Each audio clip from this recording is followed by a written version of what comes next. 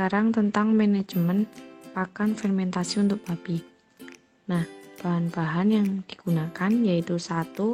Sisa-sisa sayuran 5 kg, 2. Dedah halus 2 kg, 3. Ampas tahu 1 kg, 4. JC atau pur atau konsentrat, itu opsional. Kelima, ampas kelapa juga opsional. Yang keenam itu mol atau EM 46. Kemudian semua bahan dicacah sampai halus,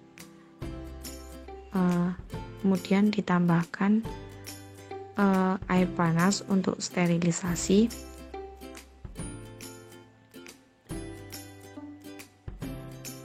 Kemudian nanti ditambahkan dedak. Setelah itu bisa ditambahkan dengan ampas tahu. Nah, tujuannya itu untuk mempercepat fermentasi. Nanti itu bisa menggunakan cairan khusus, didiamkan sampai dingin.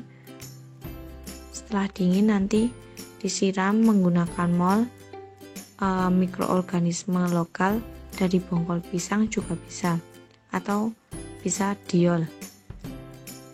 Kemudian ditutup plastik. Ini nanti menjadi fermentasi anaerob atau fermentasi tanpa udara.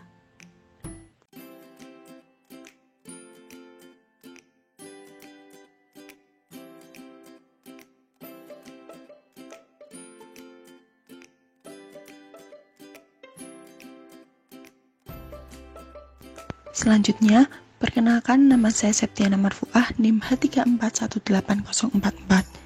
Di sini saya akan menjelaskan mengenai manajemen perkandangan babi. Dapat dilihat pada video yang ditampilkan, video tersebut diambil pada salah satu peternakan babi di Bali. Dalam video tersebut, terdapat 3 macam kandang babi, yaitu kandang babi penggemukan, kandang babi induk atau beranak, dan kandang babi pejantan. Kandang ini menggunakan tipe kandang tunggal, di mana terdapat satu baris memanjang namun dipetak-petakkan. Kandang induk atau beranak berukuran 2,5 x 1,5 meter. Untuk ukuran kandang pejantan 3 x 2 meter. Dan untuk ukuran kandang penggemukan 1 x 1 meter untuk satu ekor. Lantai kandang dibuat sedikit miring dan berbahan semen agar lebih mudah untuk membersihkannya, namun jangan sampai licin. Dalam kandang, terdapat saluran air berbentuk pipa untuk minum babi dan juga terdapat tempat makan babi.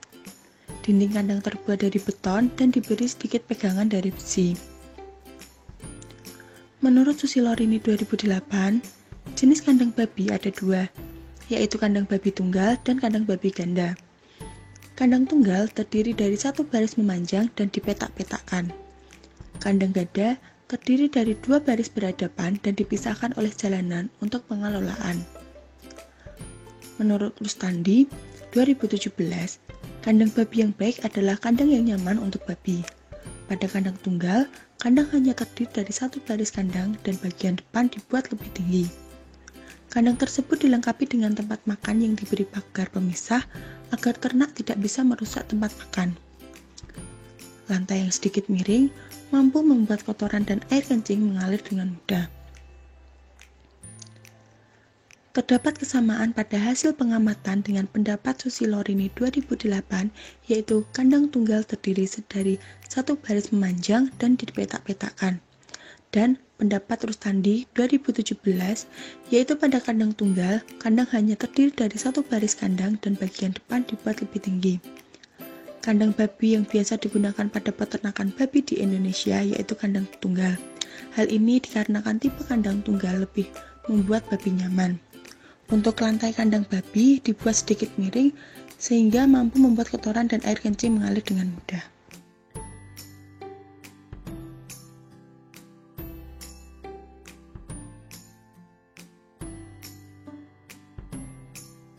Perkenalkan, nama saya Andi Maraulan Prabasari, NIM H34180005. Di sini akan menjelaskan tentang manajemen breeding babi. Dilakukan USG pada induk babi yang bunting yang bertujuan untuk mengetahui kondisi dan jumlah anak babi yang dikandung. Menurut Bulu 2019, pemotongan gigi pada anak babi bertujuan agar anak babi tidak melukai ambing induk pada saat anak babi sedang menyusu. Sedangkan pemotongan ekor bertujuan untuk mencegah anak babi saling menggigit ekor satu sama lain dan menyebabkan infeksi. Setelah dilakukan pemotongan gigi dan ekor, anak babi dikembalikan pada induk agar dapat meminum susu dan mendapat kolostrum. Menurut Nagoy 2015, babi memiliki kemampuan mempunyai banyak anak dan setiap kelahirannya berkisar antara 8-14 ekor dan dalam 1 tahun bisa 2 kali melahirkan. Syarat-syarat yang perlu diperhatikan pada waktu pemilihan bibit yaitu yang pertama, babi harus sehat. Letak puting simetris 12 buah kiri dan kanan, ambing besar, tubuh padat dan kompak, kaki tegak lurus dan kokoh. Saat babi berumur 7 hari, harus diberikan suntikan hemaglutinin untuk menghindari infeksi virus flu babi.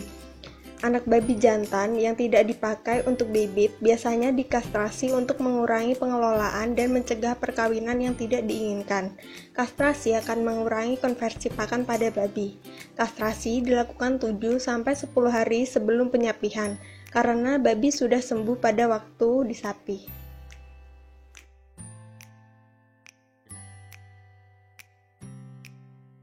Manajemen kesehatan pada peternakan babi.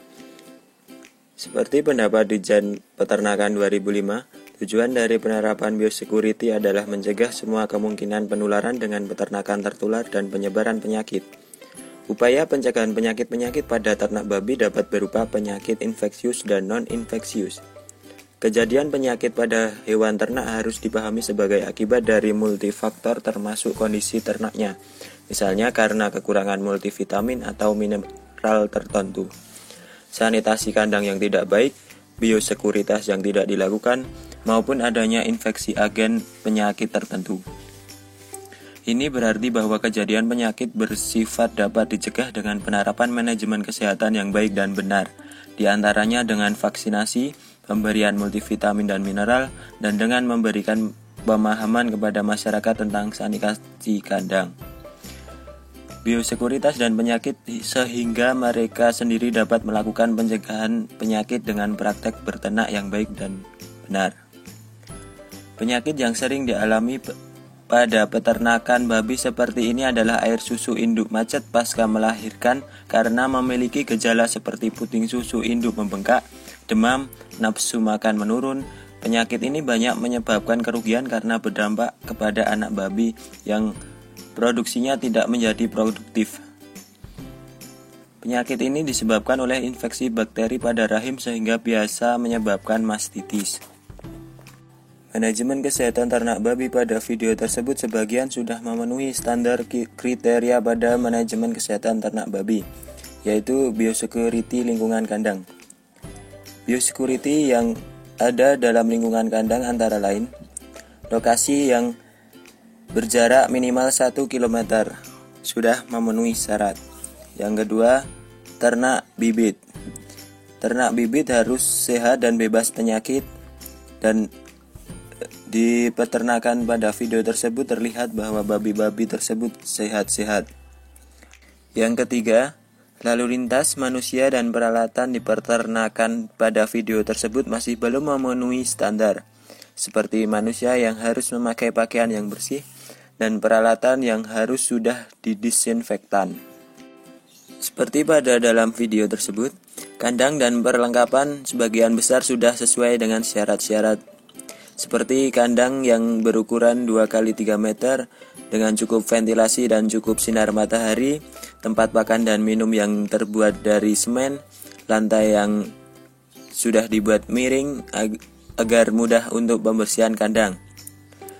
Berdasarkan dari hal tersebut, dapat disimpulkan bahwa peternakan babi pada video tersebut sebagian besar sudah memenuhi syarat dan kesehatan babi-babi yang ada di sana sudah bisa dibilang baik.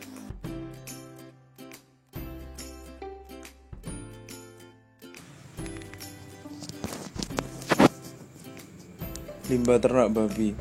Limbah ternak adalah suatu sumber daya yang bila tak dimanfaatkan dengan baik dapat menimbulkan masalah bagi peternak itu sendiri maupun terhadap lingkungan. Semua limbah peternakan adalah bahan yang dapat diperbarui, tak akan habis selama ternak ada. Bila limbah peternak tidak dikelola dengan baik, akan mencemari atau memperburuk kondisi lingkungan. Kegunaan limbah ternak kini telah banyak diteliti dan sebagai hasilnya ialah limbah dimanfaatkan sebagai penghasil energi bahan bakar atau biogas, pupuk, bahan makanan ternak dan ikan, dan media untuk memproduksi bahan makanan ternak maupun manusia. Potensi energi biogas dari ternak babi. Menurut Departemen Pertanian Indonesia, produksi limbah ternak babi dengan bobot 9 kg, yaitu kurang lebih 7 kg per hari atau 7% dari berat badannya. Sementara babi dengan berat 50 kg memiliki produksi limbah 5 kg per hari atau 10% dari berat badannya, dengan kandungan bahan keringnya 20%.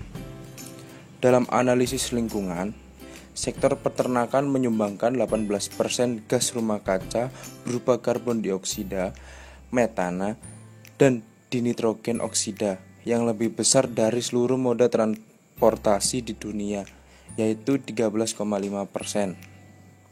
Di sini kita akan membahas tentang limbah biogas. Tata cara pembuatan limbahnya. Pertama, kotoran hewan dimasukkan ke dalam sebuah alat disebut mixer. Kotoran hewan tersebut dicampurkan air dengan komposisi 1:1,5 untuk kotoran babi. Setelah itu, campuran kotoran diaduk dan dimasukkan ke dalam alat disebut digester biogas. Digester biogas dibuat di dalam tanah seperti septic tank yang berfungsi menampung gas.